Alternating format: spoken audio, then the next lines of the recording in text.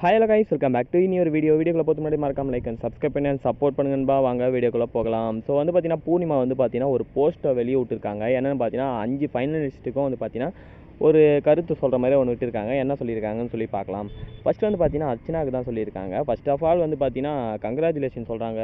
Top 5 வந்த எல்லாருக்குமே வந்து பார்த்தீங்கன்னா கங்க்ராச்சுலேஷன் அண்ட் சர்வை பண்ணதுக்கு சொல்கிறாங்க.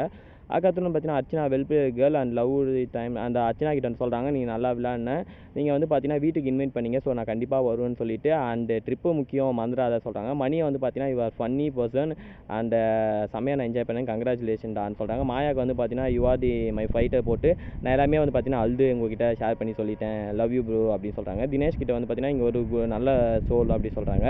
அண்ட் விஷ்ணு கிட்ட வந்து பார்த்தீங்கன்னா ஏன்டா டேன்னு போட்டு எக்ஸ்ட்ரீம்லி காம்படிட்டிவ் வித் அண்டு போட்டு ஆல் த வெரி பெஸ்ட்டும் போட்டு ஒரே ஒரு ஃபோன் கால் பண்ணாங்களா, அதுலேயே எல்லாம் வந்து பார்த்தீங்கன்னா சரி ஆயிடுச்சுன்னு சொல்லியிருக்காங்க. என்ன விட்டுறாங்க தெரியல. ஸோ அர்ச்சனா பிடிக்கலாம் லைக் பண்ணிட்டு சப்ஸ்கிரைப் பண்ணிட்டு கமெண்ட் பண்ணுங்கள்.